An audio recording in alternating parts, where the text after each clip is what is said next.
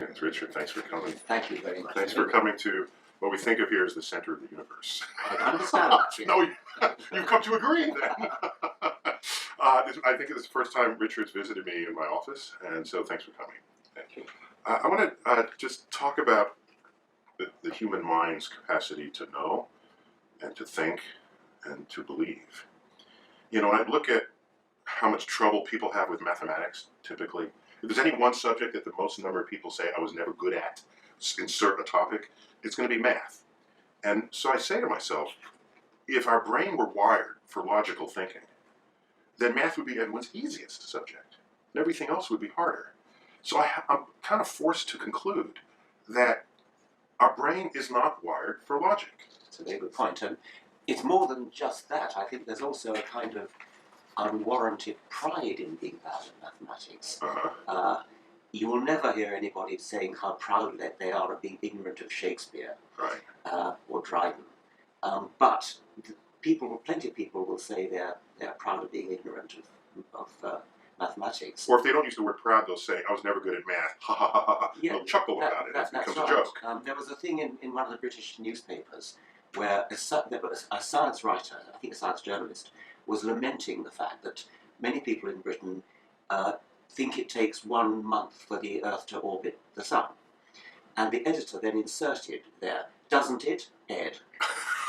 So he was, as it were, saying, you know, I'm the editor of a national newspaper. And of course, I don't really think it takes, but nevertheless, it's okay to make a joke about being ignorant of this very elementary point of astronomy, which he would never ever do about being, you know, confusing Byron with Virgil or something like that.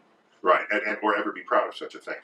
So then you must admit or confess that we as a human organism must have a great challenge before us to think rationally, logically, scientifically. Yeah, I mean, you make the very interesting point that maybe we're not wired to be good at logic. Well, you generalized from mathematics to logic. Yeah, I did, but for this conversation, I think we can claim that. Certainly, many people are extremely illogical, but and they, by the way, they get along just fine in life. They live long lives, and. But I think it's an interesting point that our wild ancestors, needing to survive in the presence of lions and drought and famine and things, you'd think logic would be pretty important for survival. So, if not mathematics, at least. Well, it could be maybe early people who said, "Oh, there's a creature there with big teeth. Let me investigate it further." Yes, I mean, in a way, that's right. It's right. Some level scientific is a bad thing. Curiosity doesn't always work. I had a cousin who was a little boy, put his finger in the mains and got a shock. So he did it again just to make sure.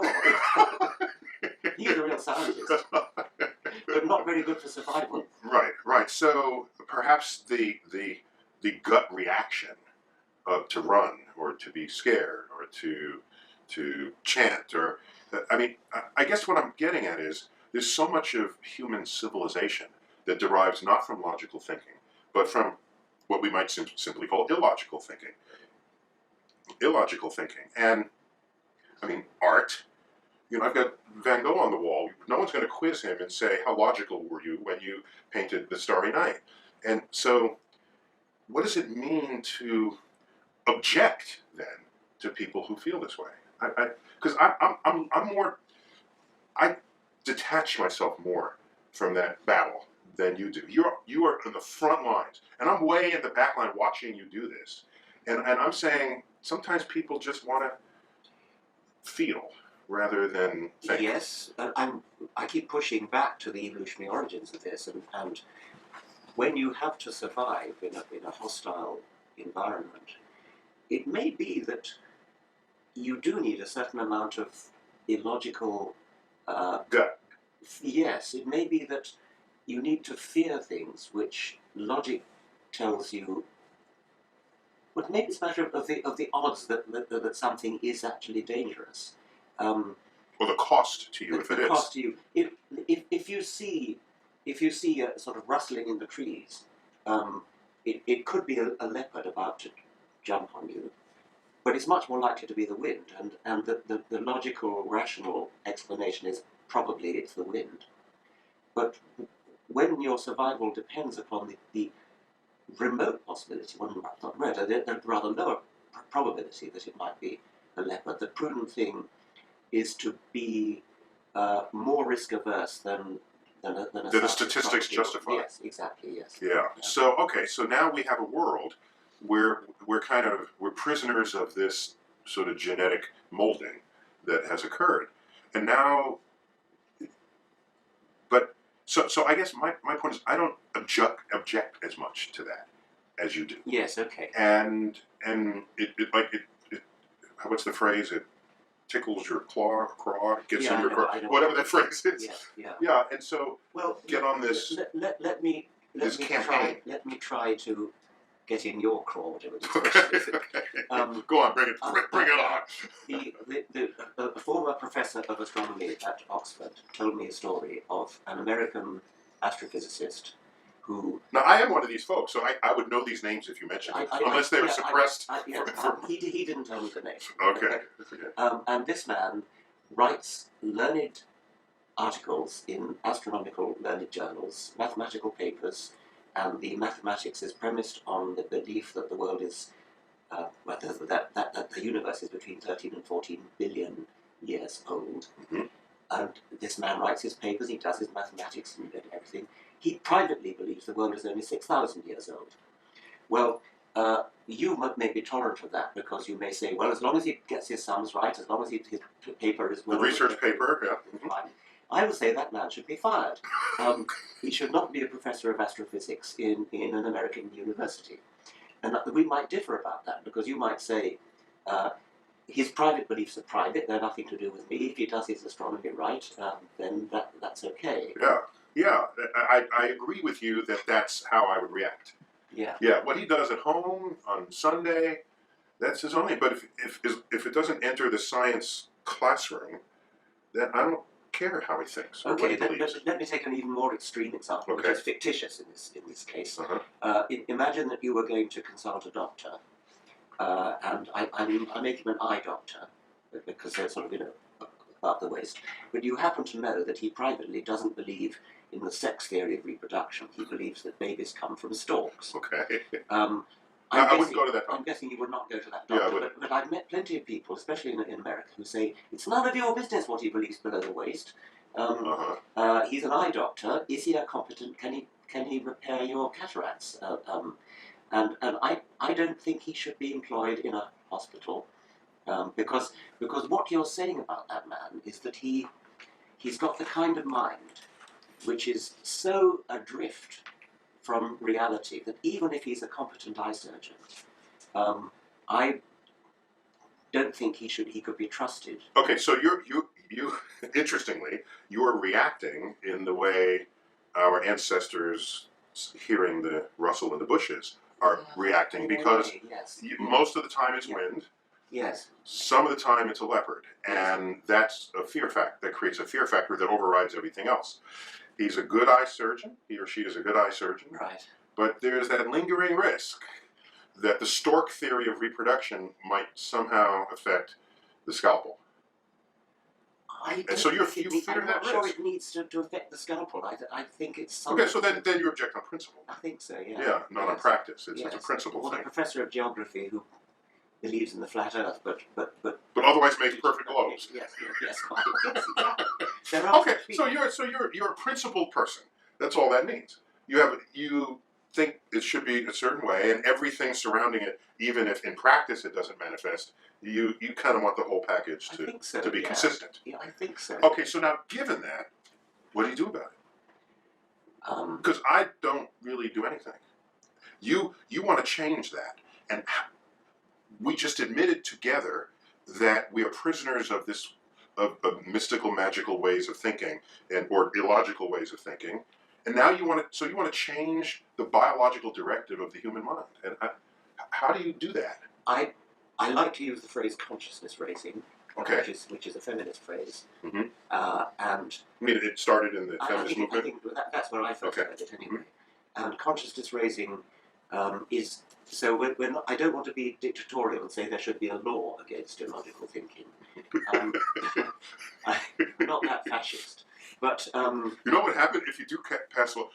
Let's imagine a future where all illogical people had to move to one particular state. it would be wonderful. Yes. No, but that would be the state where like all the music and art would come from, right? All the truly creative people are some of the least logical people I've ever met.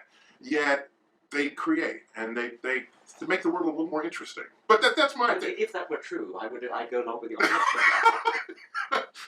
That's a different issue. Whether or not that's a true fact. Okay. Whether all right. So what do you do? Do you want to consciousness raise? Do you have tactics? Because I want a consciousness raise too. So I've got. Let's compare. Okay, I suspect your tactics may be better than mine, because your tactics, I think, are to lead by example. Yes. To practice logic, practice science, expose the wonder of science. I like to do all that as well. In fact, your book has the word wonder in it. Your memoir. Yes. Remind me the name of it. An appetite for wonder. An appetite for wonder, which any scientist has, and which most people have, I think. Yes, and it's the subtitle of another of my books, Unweaving the Rainbow, and the subtitle is something about an appetite for wonder. Mm-hmm, mm-hmm.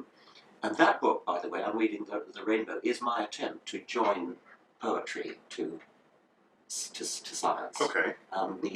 The phrase, the title comes from Keats's attack on Newton for unweaving the rainbow. Keats thought that Newton was destroying the poetry of the rainbow by explaining the spectrum. Or completely destroying the mystery of it. Destroying the mystery of it. And the message of my book is that you don't, by destroying the mystery, you increase the poetry, you don't decrease it. And I try to go there in all of my work, whether or not I succeed. Exactly. That's my intent. Exactly. So where do you differ from this? Well, where else do you go? I mean, I certainly want to go all the way with that. I'm with, say, Richard Feynman, who said, when I look at a rose, I see the same beauty as a poet or a painter sees in a rose, but I also get poetic inspiration from the fact that I know that the colour is to attract insects and that this has come about by natural selection. I feel the same way about beautiful sunsets. Yeah. I think there's no more reproduced image when people want you to think of God than a sunset with beams of light coming out. It's all about impurities in the atmosphere. So I deeply appreciate the splendor of a magnificent sunset with a curtain of twilight colors going from deep blue to sky blue and the red sun. But I also know that the surface of the sun is 6,000 degrees and there's rarely scattering in the atmosphere. You have water droplets condensing to make clouds, and so I agree with the Feynman approach to that. But now, where else do you go? Where else do you take this? Maybe I go a little bit further in the direction of good-natured ridicule of absurd ideas like astrology, like homeopathy. But so you're saying it's good-natured, but clearly the people who are on the other side of your wit and intelligence are they saying you're being good-natured? Possibly not. I don't really care about that. Possibly. No, I mean, I feel stupid next to you, and I know all this stuff. All right, so come on. I have an eye to not just the astrologer that I'm talking to, but for example, the radio audience, whatever it is that are listening in. Yes, the larger, because you have visible platforms where you share this. We both do, yes. And the point has often been made to me.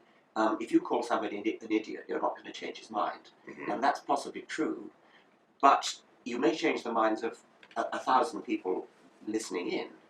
And so I'm less inhibited about calling him an idiot. I recall my own youth as an undergraduate being seduced by Teilhard de Chardin, that old French theologian, who wrote about the evolution of, Peter Meadower described as that tipsy, euphoristic prose poetry, which is one of the more tiresome manifestations of the French spirit. A typical piece of Meadower. Arrogant wit, patrician wit, you could call it. So this man, I mean, prose poetry kind of drips off the page, and I was totally seduced by this as an undergraduate, Mhm. until I read Peter Medawar's review of the book, which contained things like what I just quoted. And he said another thing he said was, how have people come to be taken in by Teilhard de Chardin? We have to remember that higher education has created a large body of people of cultivated tastes, educated far beyond their capacity to undertake analytical thought. And I was being, in effect, Medawar wasn't talking to me, he wasn't saying I'm an idiot, but as an undergraduate who had been fooled by this man, I took it as being, I've been an idiot, I've been fooled, I've been taken in, I've been seduced by this persuasive bullshit. Okay, so, but it means you read something else more persuasive than that original That's right, document. but I didn't mind being told I'm an idiot. Okay, but you didn't have to agree with that next level of analysis. You could have said, this person doesn't know what they're talking about, this writing is beautiful. And for example, let's go back to, when was it, when was William Paley's book? 1802. 1802. What is it, Natural Theology. Yeah. This is, I own that book, and I've read it, and most of it, and he's making strong arguments for design in nature. And I guess this is the first example of the watch. Yeah. The watch in the wild. If you in the forest and you find a watch, Yeah. it has a function, a purpose, Yeah. and my my favorite rebuttal to that was, I first heard from Carl Sagan, who had said, sure, if you find a watch, people had thought about a watch long before that. So there's a whole, and there are watches that were not so good as this one. There's actually an evolution of watches before you get to the pocket watch. And people saying, if you look at a Boeing 747, someone designed it. Well, look at the history of airplanes. Yeah. Look at the ones that crashed. Yes. Look at the ones that were not that big. They Yes. couldn't hold people. Yeah. And so, in fact, there were a lot of fits and starts in even things humans design, as well as the fits and starts in evolution. But my point is, if I don't know who to believe yet, and I see these reasoned arguments, William Paley is not he's not thumping the Bible at you. He's trying to think this through. Sure. And And then I read you, and I have leanings to Paley anyway. Why?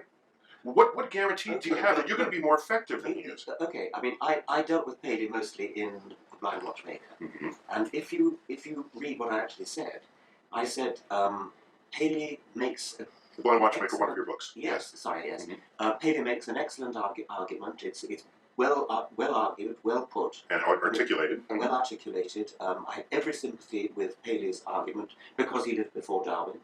And I said, it's an excellent argument, but it's gloriously and utterly wrong. Now that's not ridiculing. That's actually dealing Paley a great deal of respect. In the day. Yeah. Yes, and saying it's not Paley's fault that he was born before Darwin, and that Paley understood the problem and would probably have been very impressed if he'd read The Origin of Species. Okay, so who is Paley today? Is it you? Or is it someone who would still be thinking what Paley wants to think? I think somebody who still wants to say what Paley tried to say is benighted now because now he ought to know better. Okay. Given how he poses arguments, you have confidence that in modern times he would have said, "Hey, that was flawed." I would like to think so. But I can't be sure what Paley himself would have said. But certainly I never denigrated the strength of Paley's argument in the way he was just posing the problem. And you'd be surprised how many people today, many scientists today, underrate Darwinism because they don't understand what Paley understood very well, which is the wonderful illusion of design. I mean, there are plenty of scientists who don't understand how elegant and beautiful the living world actually is. They sort of think, well, what's the problem? It just sort of happened by chance. Right. Of course it bloody didn't happen by chance. It couldn't happen by chance. It had to happen by a very, very special process. And Paley understood that. He got that right. Mm-hmm, mm-hmm. In fact, even in my field, Fred Hoyle, who is famous for criticizing the the singularity origin of the universe and derisively call it the Big Bang, Yes. which we still Yes, use we still today. use, He did some calculation about how you might arrive at an eyeball from random combinations of atoms, and there's some stupendously unlikely probability. But he didn't factor in that any variation on not being able to see it is better than not being able to see it. Yeah, it's cumulative. Yeah. And so the statistics are not start with atoms, come out with an eyeball. No. It start with atoms and you're slightly Yeah. sensitive, and then you're more sensitive, Yes. and you make an image, and so it accumulates in a direction that is of value to the organism. Yes. And I use the metaphor of mountain probable for that, where I have a mountain which on one side is an absolutely sheer precipice, and on the other side is a gradual slope. And the eyeball is sitting on top of the mountain. Getting it by random chance is equivalent to standing at the bottom of the mountain and leaping to the top in one leap, Mm-hmm. which you can't do. Mm-hmm. And that's equivalent to a theological explanation, by the way, as well. But if you go around the other side of the mountain, you've got this nice gentle gradient.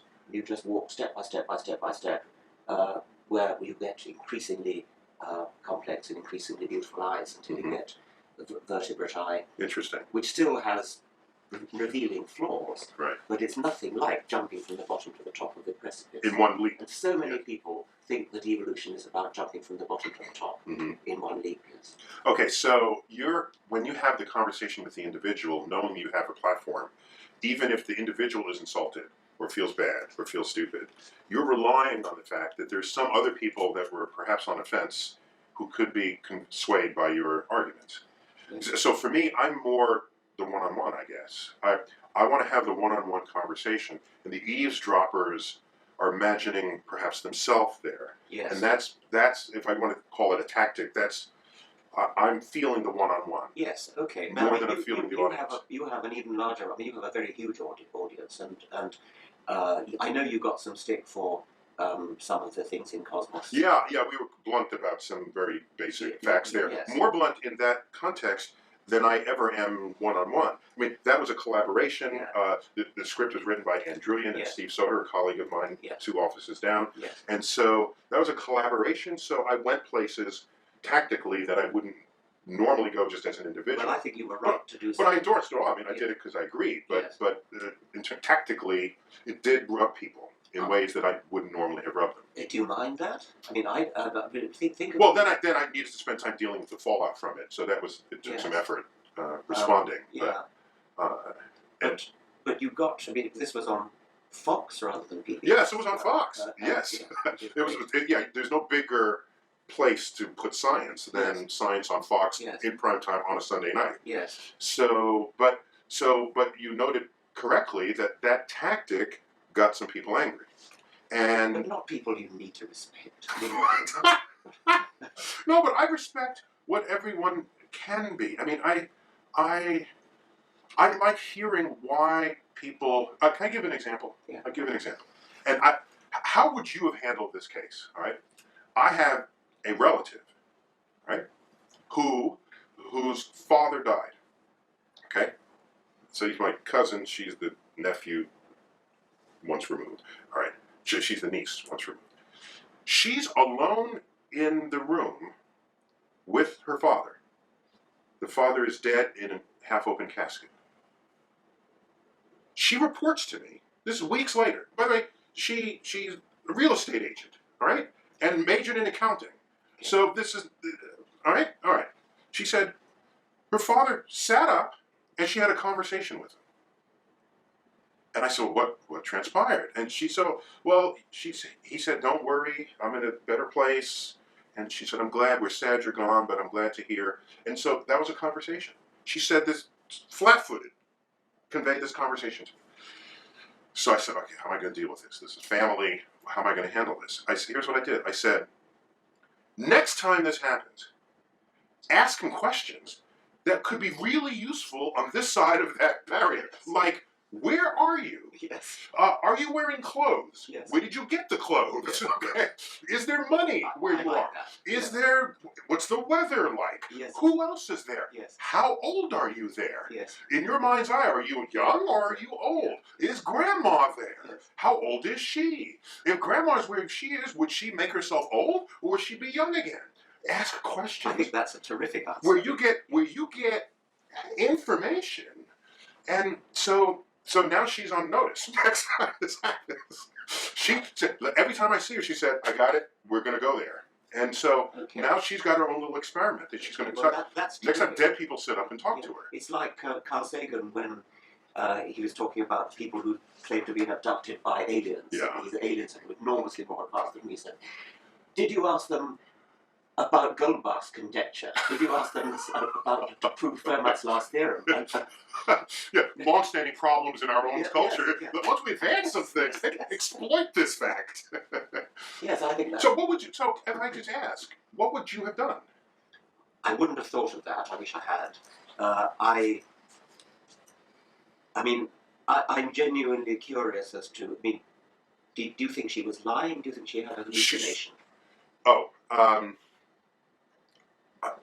I don't know. I mean, I'm a trained astrophysicist, so my first explanation is that it was a hallucination, because everything we know about dead people, they don't sit up and have a conversation, and of course there are no witnesses or video, so which would make a better witness than a human witness. But I didn't care how real she thought it was. What I cared was that I gave her tools. I gave her tools so that the next time this happens, she can separate an objective reality from what might have been in her mind. Yes. And then she arrives at that conclusion herself, not by me telling her she's hallucinating. I think that's terrific. I mean, if she was still grieving and still mourning, then I would have been inhibited in saying you were hallucinating. Out of sensitivity. Yes, out of sensitivity. Okay. And so there's a soft side to it. Oh, sure there is. Let the record show, Richard. Yeah. He can be a puppy. But setting that aside, I think I would say something. Perhaps I wouldn't use the word hallucination, which sounds a bit sort of negative. Mm-hmm. I'd say something like, I think you probably drifted off to sleep and had a dream, something like that. Because these are solemn moments, right? Yes, and you can. I mean, everybody, we all dream every night, and we have experiences in our dreams which are utterly unreal, utterly surreal, and most of us don't know we're dreaming. But I mean, it gives you an insight into what it would be like to be insane. Actually, every single night I go insane because the dreams that I have. Any rational person could immediately say this is not real. This is so I think that would be a reasonably sympathetic way of saying. But I like your way better. So I'm just saying that's kind of my MO, if you will, just my methods of intersection. And so if I were to broaden this to a more culturally present, as you might call it, delusion, the God delusion, I don't really care how people think or feel about deity, about it, and I value the concept of a free country. And in the United States, I think unlike England, in the United States, of course, there's no mention of God in the Constitution, the very document that established the country and that protects people's rights to worship whoever they want without the government asserting this, because there's no place the government can draw from to tell them who they should worship. But that's constantly under threat. Perhaps, right. But really is. At this moment, you're right. Okay, so what really solves that one is someone says, we want to Christianize the Constitution or whatever, but you can say the value of this is, suppose you get outnumbered by this other religious group, and then they want to Muslimize the Constitution or Judify the Constitution or Buddhify the Constitution. Would you want that? And they say, no.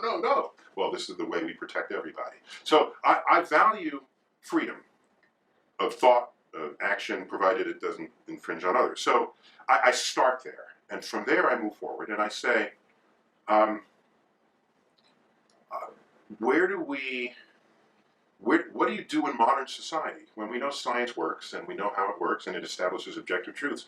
But in a world where people want to have freedom of thought, where do you come down on that? The United States Constitution is unrivaled in the world, and it's as you say, total separation of church and state. The practice is that not a single member of the United States Congress admits to being a non-believer. Mm-hmm. That's a statistical nonsense. Mm-hmm. And it's not conceivable that's really Right, was it 500 and whatever the number is? 535 Yeah. people, every single one of them Mm-hmm. claims to believe in a supernatural higher power. A very substantial. So some of them have got to be lying, is what you're saying.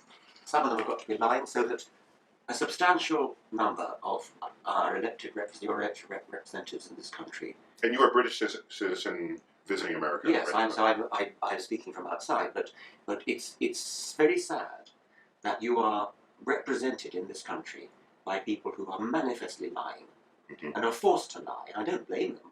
They're forced to lie because otherwise they won't get re-elected. But you also sound surprised that a politician lies. No, I mean, okay. I mean, Reality check. Okay, let's be cynical. Okay, of all the things they lie about, it's just one of them in the list. It's just one of them. Mm-hmm. But it's very sad that they have to lie about their innermost beliefs, and they have to put on a mock sincerity, and they have to say, God bless America, with mock sincerity. It is tragic that people who don't want to lie about that, people like you and me who are absolutely sincere about our beliefs, could not get elected. And I think you're painting a too rosy view when you say, well, the Constitution protects. Okay. The Constitution may protect, but the legal system, in practice, the Supreme Court doesn't always.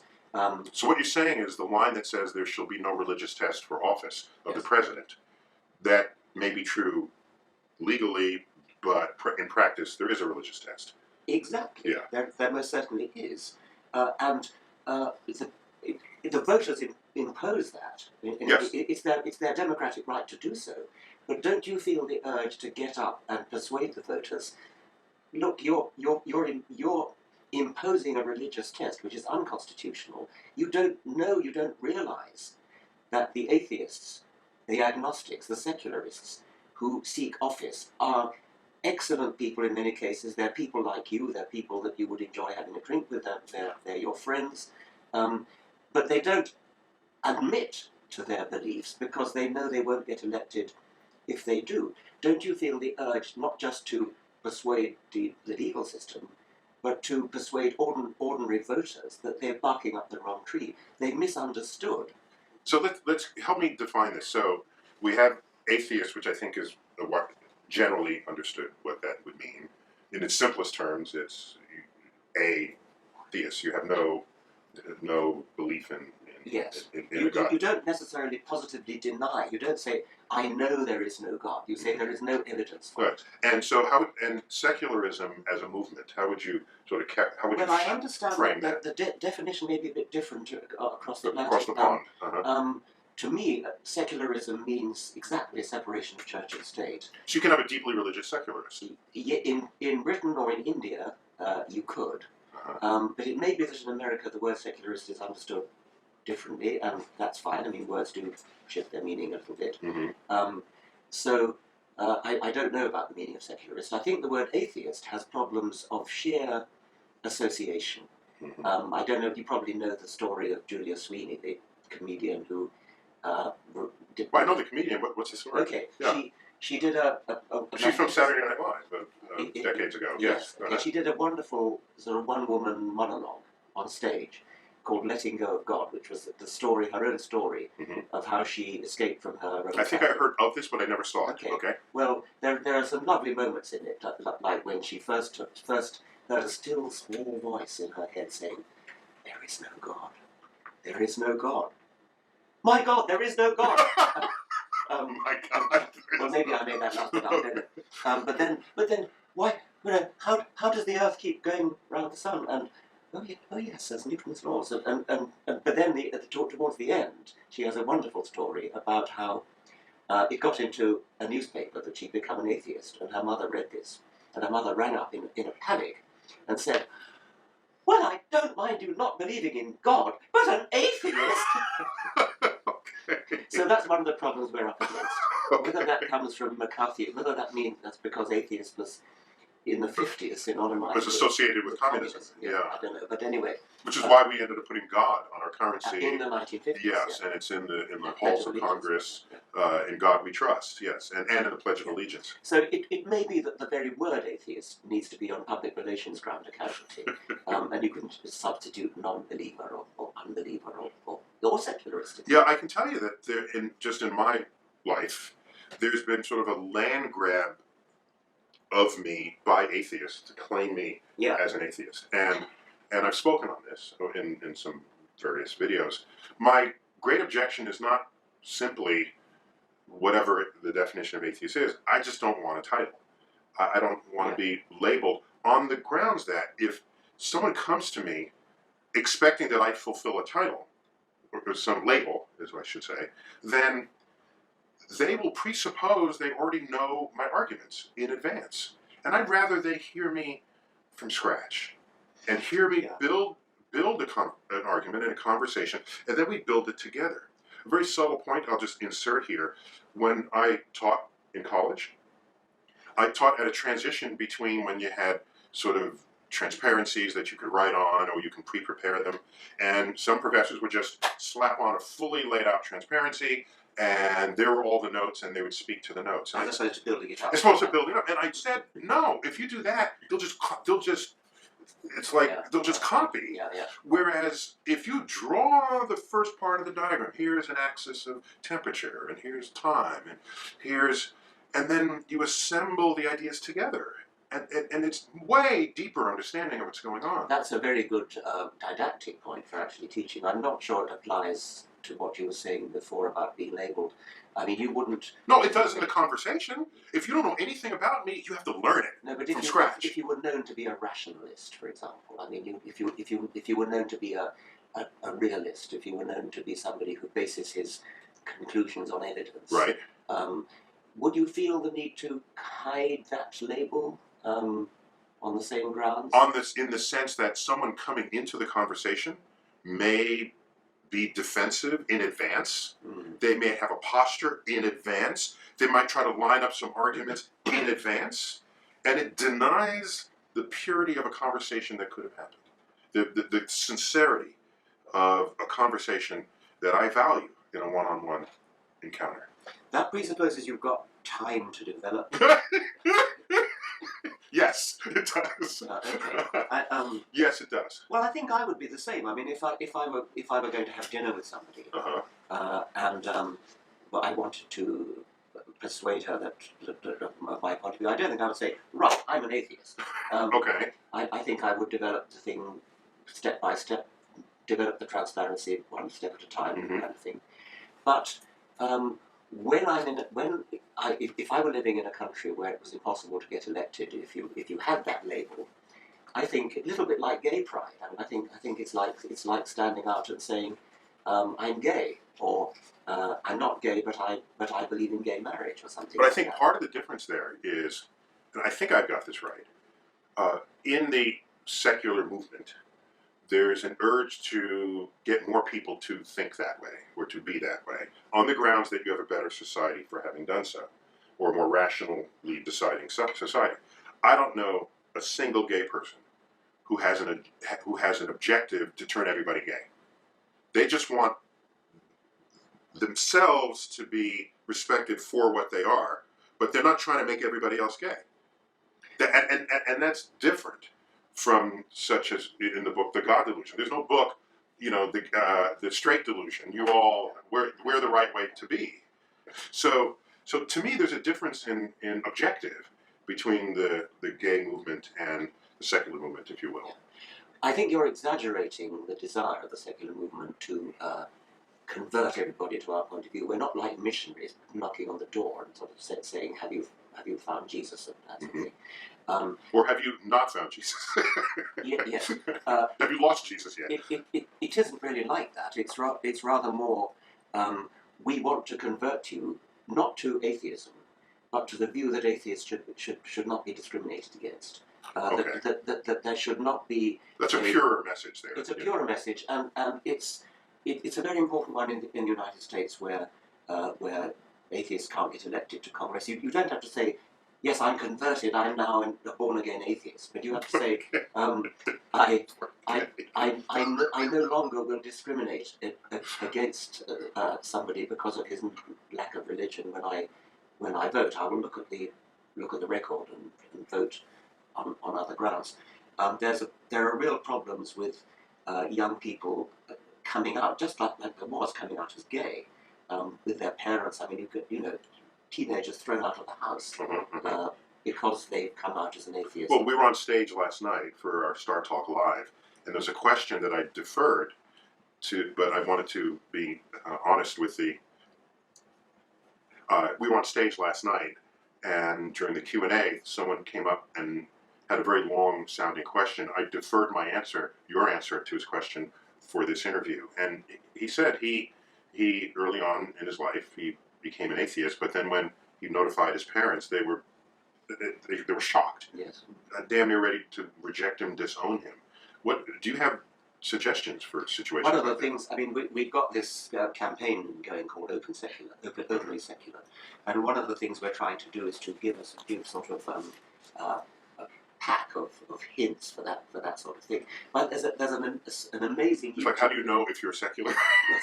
No, I mean, how do you break it to your parents if they're and it's very similar to the problem of breaking to your parents you're gay. Uh-huh. There's a really rather tragicomic YouTube film of a boy of about 16 breaking it to his mother that he's an atheist, and the conversation takes place in the kitchen, and he's not very articulate young man. He's just, Mom, I gotta tell you, I'm an atheist. And she said, "You're an atheist? Right, no Christmas presents for you. That's funny. Tomorrow you're going to see the bishop." Okay. So she's kind of hysterical, and the boy's kind of hanging his head and the thing. And his father's kind of... I'm still laughing at the no Christmas presents. Yeah, I know, yeah. That's good. And the father is kind of sitting slumped in his chair, sort of, not really wanting to be part of this. I worry a little bit about why somebody was filming it. I mean, it doesn't seem to be plausible that somebody would have actually had a camera running. Mm-hmm. So it may be a fake. But if it is, it's not a very well acted. It has the. But even if it is a fake, it's not an unimaginable scenario. It's so therefore, that's what common. we should be extremely responding common. to. I know it's common. I get letters. My foundation, the Richard Dawkins Foundation, For science and reason. For reason and science. Oh, reason and science. Yeah. Okay. Gets letters all the time from, especially young people talking about their parents. Sometimes people worried about losing their spouse. So of course, every time in marriage, if you announce to your spouse you're gay, you lose your spouse 100% of the time. Of course not. No. No, if you're gay, well, how do you play that? There might be special problems there Mm-hmm. with your spouse, but we, with my foundation a little bit earlier, sponsored a thing called the Clergy Project, which was an attempt to help to rescue, really, clergy people who have lost their faith.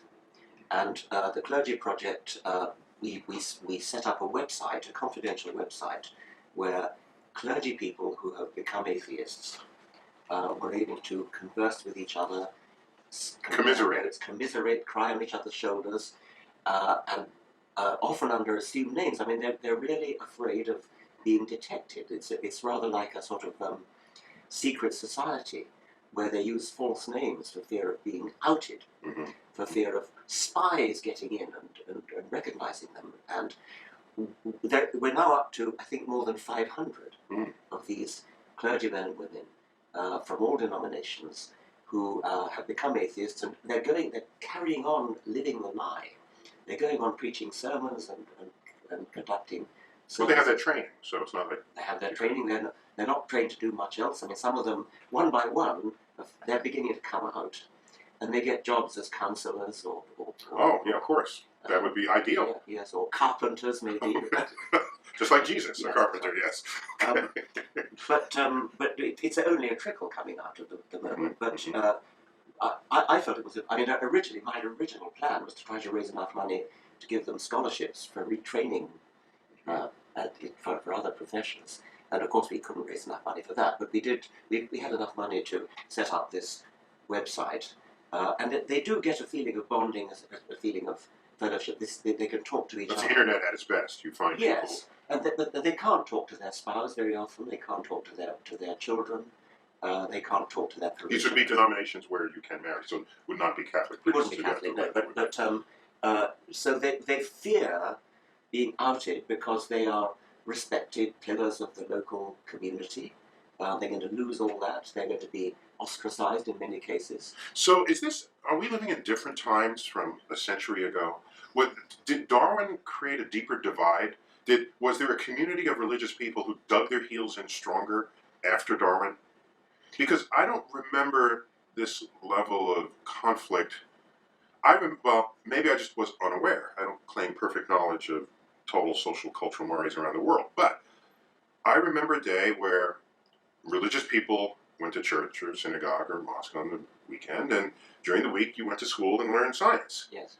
And that was kind of a happy line in the sand. Yes. And that line in the sand is being sort of rubbed away. I think that is. I think that's a real change. Yeah, it's not just my perception. Well, I don't live in America. I think it probably is a real change. Yes. From the 1800s to the 1900s? Well, no. I thought that might be different. I mean, you're talking about within our life. Oh, yeah, sorry. Yes. Both. I asking both Yes. questions, but Yes. yes. In Darwin's time, there was quite a ready uptake of Darwinism among educated clergy people like Charles Kingsley. You And mention these names like, yeah, of course, I'm Charles Kingsley. Well, We're Americans here. We don't know sorry, any of these people. Charles Kingsley. I just like that you've got all these names, and they must be basic Okay, knowledge to all I to don't know. all I don't know American culture. Brit educated people. Right, right. Charles Kingsley. We know Kim Kardashian, and you know. Okay, go ahead. No, I didn't know any of that. And we know Kingsley- her buttocks. That's what we got here. All right. Charles Kingsley wrote a book called The Water Babies, which is a famous children's book, and he was a clergyman, I think, and he was a friend of Darwin, and he immediately adopted evolution when The Origin of Species came out, as did quite a lot of other clergymen. Other clergymen didn't, and famously the Bishop of Oxford, Soapy Sam Wilberforce. And they would draw him as an ape, a hairy Yes, ape. Yeah, yes. yeah. So they focused on the ape aspect rather than on the more general total evolution of life. Mm-hmm. And I think you're probably right that when you were a boy at school, it was church was something you did. So yeah, and that was respected and Yes. sacred, and the rest of life was the rest of life. But it does appear to be a real phenomenon that people who are not religious in America today are in danger of being ostracized, and this is not true in places like Silicon Valley, where I've just been. I mean, I kept meeting people in Silicon Valley who said, "Well, what's the problem? I mean, I'm an atheist. Everybody knows I'm an atheist." Uh-huh. But they live in Silicon Valley. Yeah. They don't live in the prairies. How about the UK or Europe in general? It's very atheistic, isn't that correct? Yes, and paradoxically, many European countries have an established church, and that may be no accident. It may be that the established church makes religion kind of boring. It's sort of whereas in America, religion When you is have choice of free religion, enterprise, choice. Yeah. And you advertise your mega church. and I can follow the preachers I like, Exactly. and then And then you go to this church rather than that church. And that's in Britain, fascinating. people don't go to church except to be married and buried. And when the brief time I spent there while we were filming Cosmos, that's when I learned. There's this thing called the Anglican Church, Yes. but it's an administrative entity practically, and beyond that, nobody goes Yes, to church. it crowns the monarch. That's it, and then it's that. Yes, And the rest of Europe is I think Europe is very variable. Poland, for example, is almost exclusively Catholic and rather loyally so. Scandinavia. not so much. Scandinavia has more or less totally dropped religion, except for Islam, incidentally. Mm-hmm. Islam in Scandinavia. In Scandinavia. And I think France and sort of the traditionally Catholic countries, France, Italy, Spain, there's a very strong anti-clericalism. But I don't know very much about Europe. But I do get the impression that, it's more than an impression, that America, the United States, stands out like a sore thumb for its religiosity. You have to get more or less right over Europe to the Middle East before you start getting a similar preoccupation with religion. Now, if we go back in time, essentially every famous scientist pre-20th century is religious. Galileo is religious. He's a devout Catholic. Newton was Anglican, but he objected to the Trinity, I guess. He had some issues.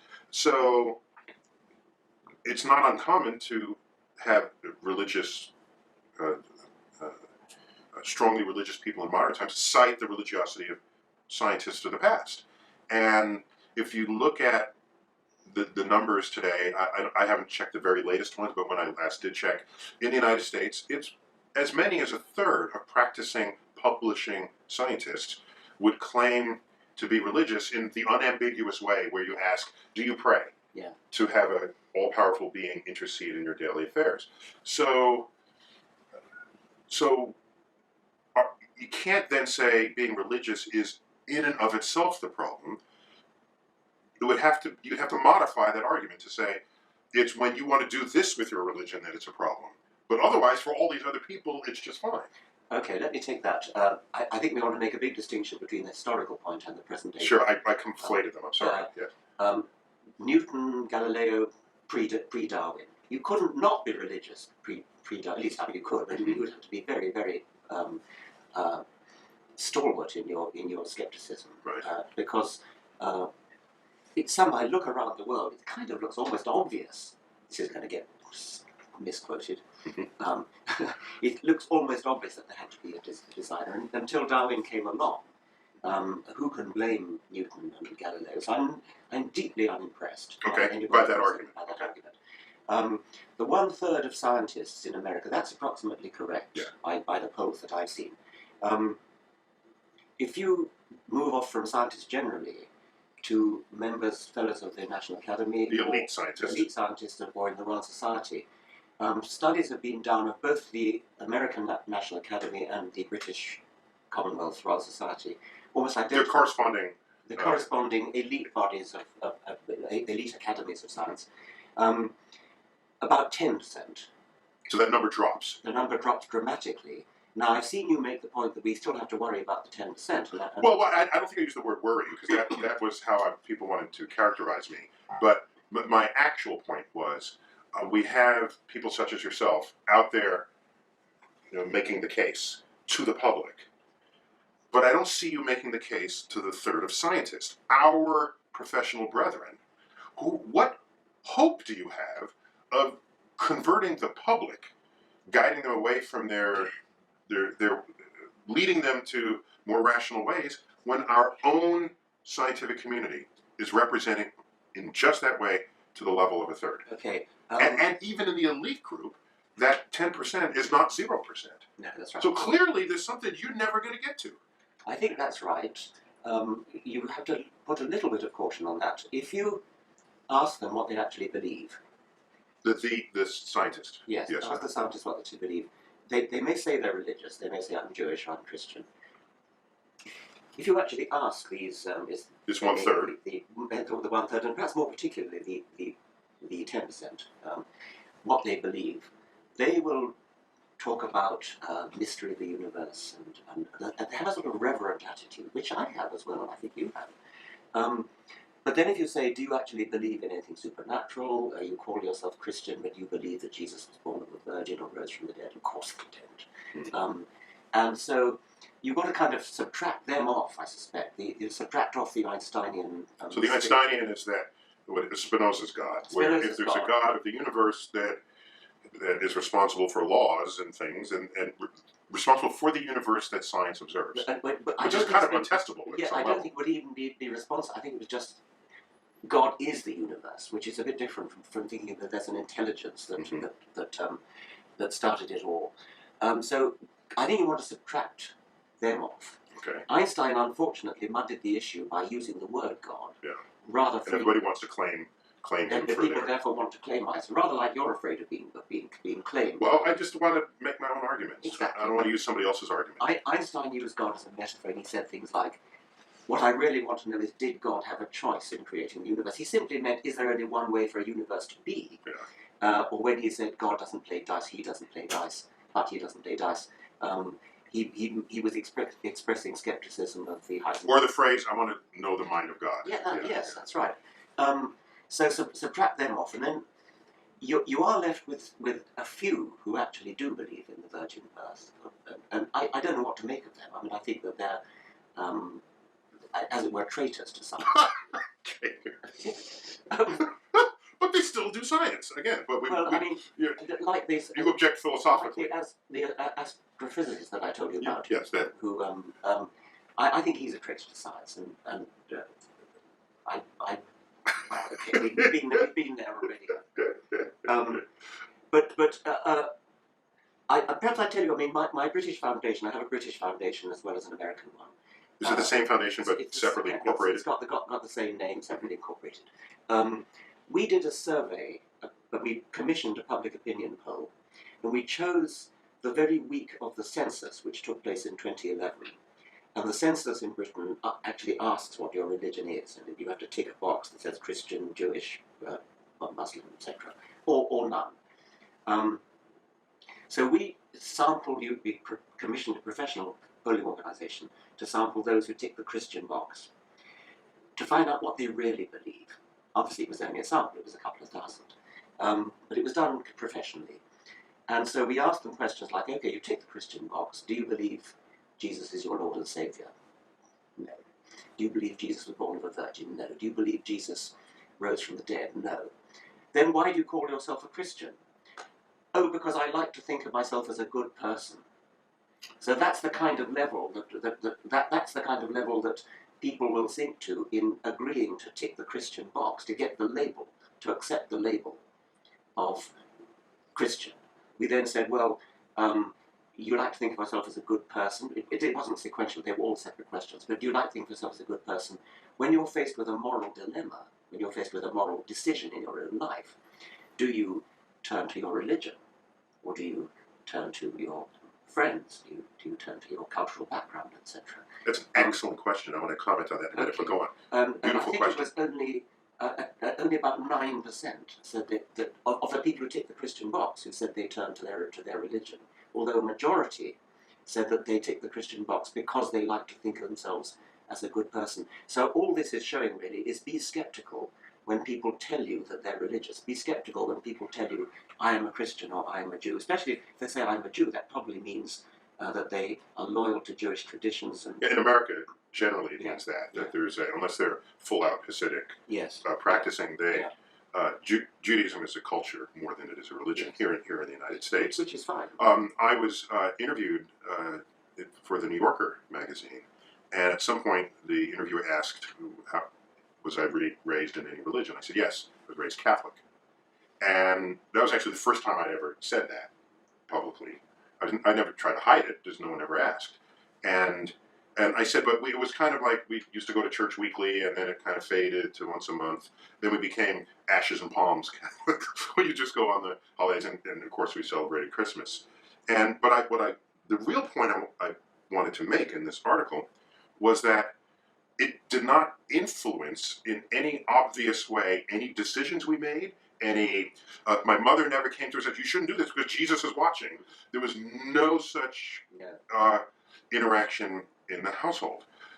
But the urge to say in an article on Neil deGrasse Tyson, he was Catholic, but now he's a scientist and lost his Catholic ways, as though there was some big transition that happened. There was no transition.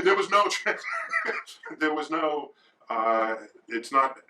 So I see the urge of people to want to make these associations, but in our household, there was never what would Jesus do. It's what would a rational thinking person do in this situation. Yes. And that's how my whole life unfolded. I think there is also a kind of cultural loyalty which is not so strong as the Jewish case which you mentioned, but especially perhaps in a place like Northern Ireland, which is politically riven between Catholics and Protestants. I mean, the joke about, yes, you're an atheist, but are you a Catholic atheist or a Protestant atheist? Well, it's almost a cliche in Northern Ireland. But there is a sort of thing, you ask, well, I'm sure as hell not a Catholic, so I better sound Protestant. Okay. Well, this is the problem with labels again. Yes, it's what that is. It's all very well to say that in America there's a constitutional separation between church and state, but how do you deal with the fact that a non-believer cannot get elected to a high office? Yeah, the closest I've come to addressing that was on Bill Maher. we at that time, Congress was at some kind of voting impasse, and everyone was complaining that they can't agree.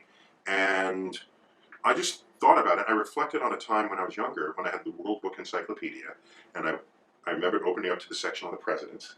There's a picture of every single president and a little mini bio. And I was just intrigued. I said, I wonder what professions these presidents were. And there they were: attorney, attorney, attorney, farmer, attorney, attorney, businessman, attorney, attorney. And I said, well, first, what is an attorney? Because I didn't know that was the same as lawyer. At the time I discovered this. But I said, why are they all lawyers? But aren't there other things in the world? I want to be an astrophysicist, and maybe can other people be president? And I thought that was just odd. And it just sat in my head for decades, and because I'm that old. And and then I realized we're at an impasse, and I think, well, what do lawyers do? They're trained arguers. And a lawyer who is paid to take a position will take that position whether or not that position is true, because they're paid to do so. And I thought that is a recipe for disaster in a Congress that has to come to agreement. So I lamented the absence of professions that specialize in having to make hard decisions on time and on budget. So I thought maybe a Congress that had more scientists, engineers, where objective truths matter, business people who make decisions every day that are based in objective truths because money is at stake. I just felt the mixture wasn't serving a nation where decisions had to be made. And in that context, I didn't care how religious people are. I didn't care whether that, I wasn't thinking, is it a religious scientist or not, a religious engineer or not? I care about the decisions people have to make and how they make them. And so I care less whether someone is religious than whether they have the capacity to think logically. But more broadly, what I object to is dogma being the foundation of governance. And yes, dogma is a big part of religion. But dogma, there's other dogma. There's anything where you think something is true but have no evidence for it, and you want everyone else to think that way, that's dogma.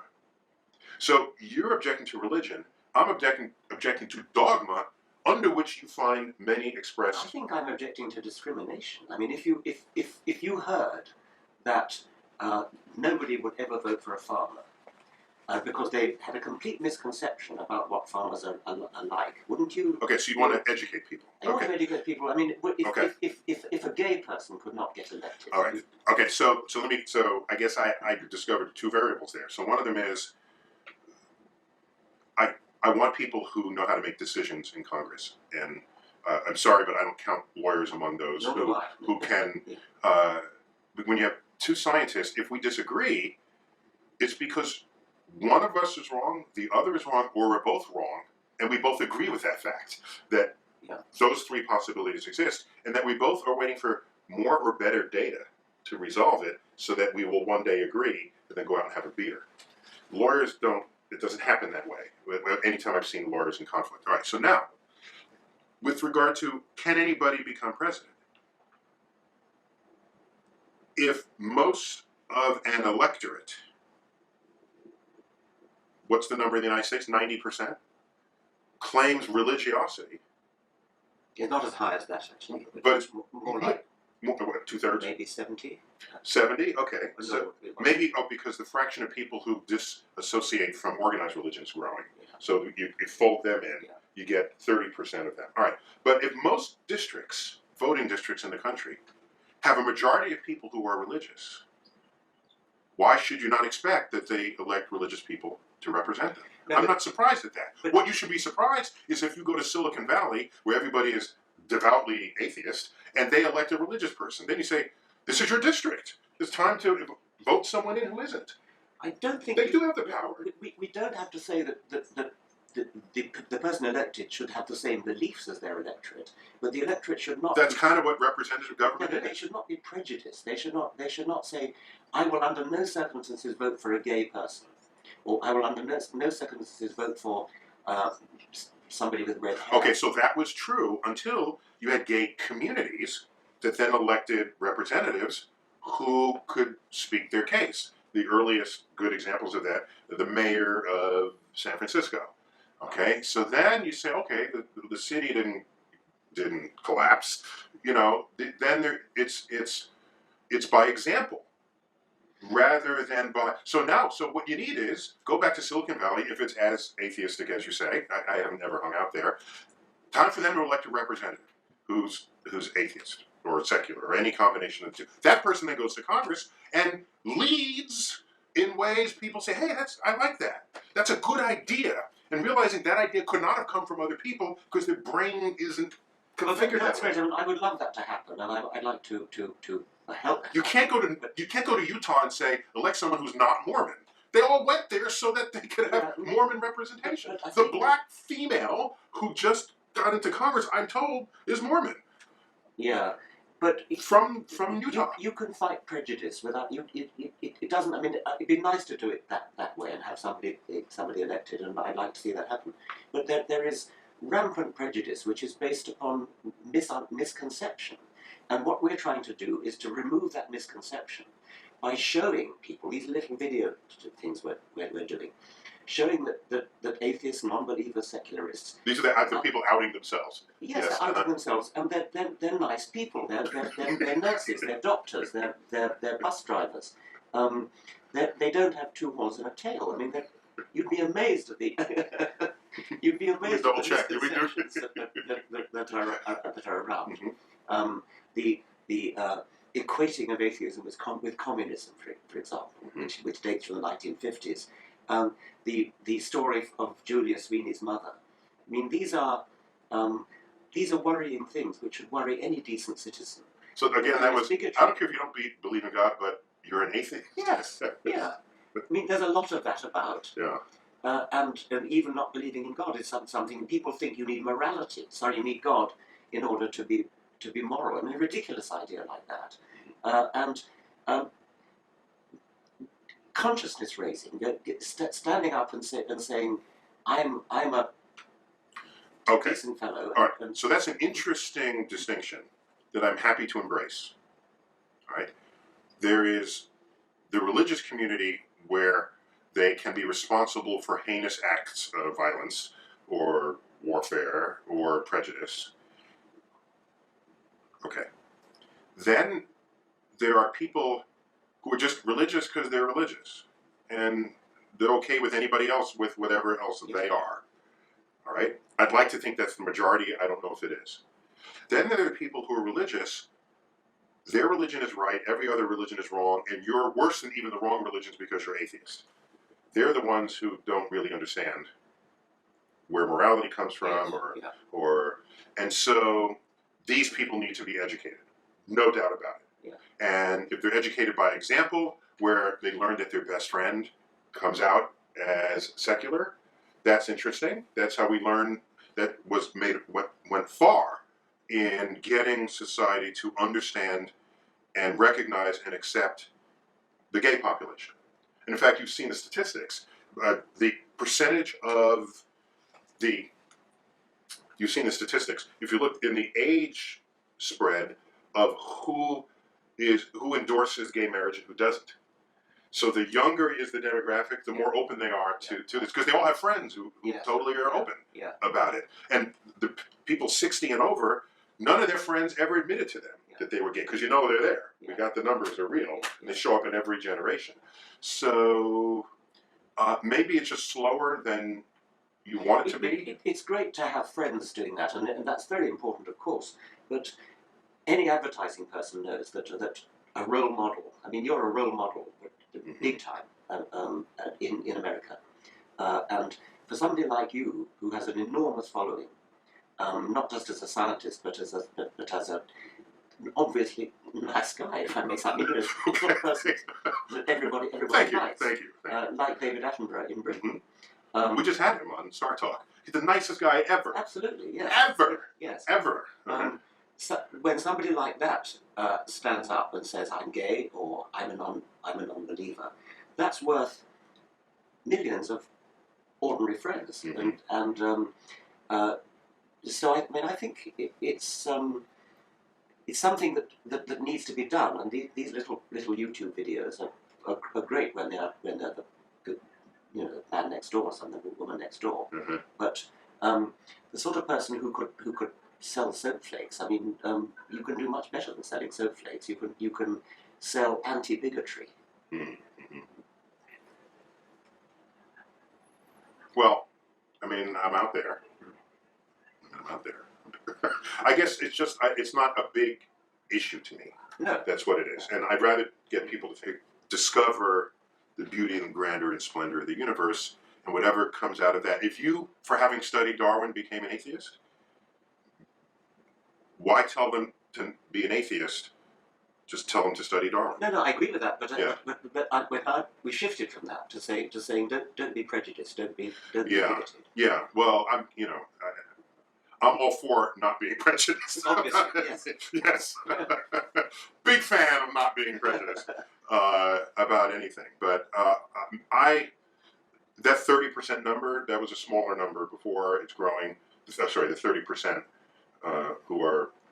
I think that 30% may be of the younger demographic. I think it might be 20%. So it's even higher. I see. No, I think it's skewed by the younger generation. Even 20% is a high percentage. That can shift elections completely. Yes, but in a way that the Jewish vote can shift elections, Mm-hmm. whereas the numbers are much smaller. Much smaller. Yeah. They're way smaller. Yeah. The fraction of the American population who is Jewish compared with the fraction of the American population who is non-believer. Non-believer Yes. is the. And yet the non-believers are manifestly failing at shifting elections. I mean, we can't even get a single member of Congress. Right. Well, I still would rather just have no label at all. The only ist I am, as I said, is a scientist. Yes. And beyond that, have a conversation with me, as we just did. Yes.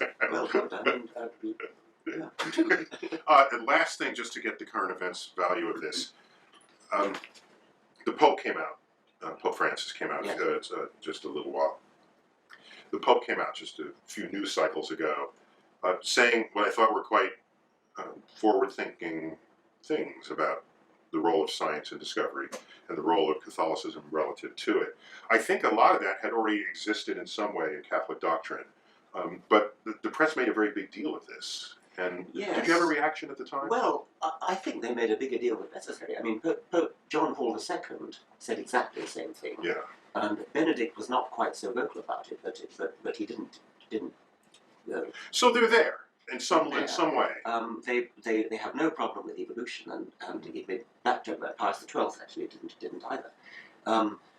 But because what we did, I was on a panel for the I was on a panel for the National Academy of Sciences to create a committee to create a document titled Evolution versus Creationism.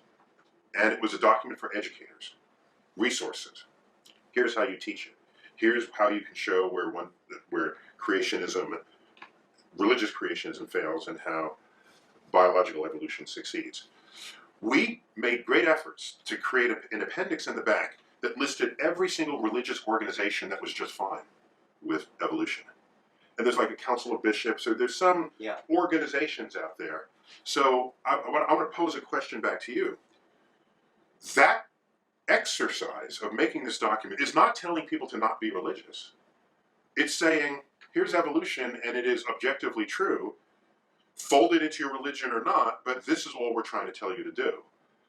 Whereas other things you've done professionally, God Delusion and others, are arguing against religion entirely. Whereas our document just said, here are religious organizations, they're with us on this. That's a very important thing to do because an enormous number of people actually... They're influential. And yes, but lots of people think that that in order to believe in evolution you've got to give up your religion. And their pastors, their priests, bear responsibility for that, and so it is a very important message to get out there. Sometimes I feel a little bit unsatisfied by that. I think that there is something deeply unscientific about religion, and there's something deeply unscientific about Van Gogh's Starry Night. Yeah, no, but I don't. That's different. That doesn't. Well, that's why that sentence doesn't come out of my mouth. The thing that's deeply unscientific about religion is that it's No, all right. Let's not say unscientific. It is a scientific theory that there is a designer of the universe. It's not something outside science. It affects your scientific view of the universe, if you think that there is.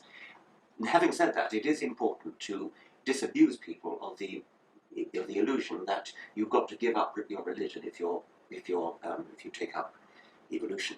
That, however, has a paradoxical upside for me. If people have been told by their pastors that if you accept evolution, you've got to give up your religion, we can definitely prove evolution is true. I want them to give up their religion. And so if I can use evolution to get in there as a wedge and say, all your life you've been told that the moment you accept evolution, your religion is down the drain. I want that to happen. And so You say that almost diabolically. Yes, I want that. But I know I'm in a minority there. Sure. And I know because that's an extreme social posture to take. It sounds it, but I think it's kind of reasonable. Well, it happened to you. Yes. You converted, if we can call it Yes. that, after you learned Darwin. So you see the paradox I'm raising? Yes, I do. That if people like you and Eugenie Scott manage to convince people that there's absolutely no incompatibility between, then I've lost my secret weapon, so to speak. Okay, I didn't say there was no that. Okay, let me just clarify anything that I would have ever said. I never said religion and science are compatible, and that's a very common question that I'm sure I get all the time. Are they compatible? All I ever say is, if your religion is making testable claims about the physical world, be ready for the methods and tools of science to show that it's false. If you're not ready for that, then pick another religion or move to an island. But if you're going to make testable claims, we're going to be all up in those claims. And the history of that exercise is one where science wins every time. Every single time. Okay. And so what has happened over the years is the Bible, like the Jeffersonian Bible, where he cuts away all of the miracles and leaves the Sermon on the Mount and leaves the statements that actually have some strong redeeming cultural, social value. And if that's how you construct your religion, I'm not going to get in your way of that. No. I would like to broaden out the testability criterion a little bit, because it may be that you could never, ever find a falsifiable claim. You could actually do an experiment to test. However, as a scientist, you also accept plausibility arguments. Oh, I do that all the time. I don't treat it pure logically. Right. I start that again. I think the often repeated comment that you can't prove a negative, Yes. I think that is a very misleading concept. In science, we show negatives all the time. I don't want to use the word proof because that's mathematical. Proof exists in math. Yeah. So for example, if you have a hypothesis that a bear exists in a certain zone, a certain geographic zone, and you know that the bear would have to be heavy, and if it rains, a bear would leave footprints, and bears poop, large poop. All right, and there would be evidence of a bear even if you never found the bear. Yes. And if you do not see the poop, you do not see the footprints, even if you drop dust, white dust around. There ought to be evidence. Okay, and and you put it in front of a cave, and you wait for a full cycle of seasons, and there are no footprints. Scientifically, you have demonstrated the absence of a bear. Yes. Conclusively enough, said you can walk up and down there and send your kids out there and not worry about it. It's not totally conclusive, but for all intents and purposes. Scientifically, we're good with that, and we move on to the next problem. I think that's a good parallel for God. Mm-hmm. So perhaps the difference between us is, I don't care if they want to keep believing that. I just care that they stay out of the science classroom, because then it's not science. It's really not science. And there was no tradition of scientists knocking down the Sunday school's door, trying to tell the theologians and the preachers what to teach. There's no tradition. Atheists don't even do that. And so I cry foul when they want to come over. And part of it, I think, is they know that science has a certain cachet, and they want to sort of attach to this. That's what the Templeton Foundation is all. It's founded by Sir John Templeton, the financier, who got fabulously wealthy, and he felt pretty sure that there was some connection between the physical universe and spirituality and God and religion, and so he just wants to explore these intersections. All right, I was asked to write to answer the question, does the universe have a purpose? And I was paid for that, and that's online. And I actually read it to script, so that there's like a YouTube video of what I wrote, illustrated. But I did take money because I felt this was an occasion for me to tell that audience how a scientist And views the the more money answer you to get, that. the less there is for them to get.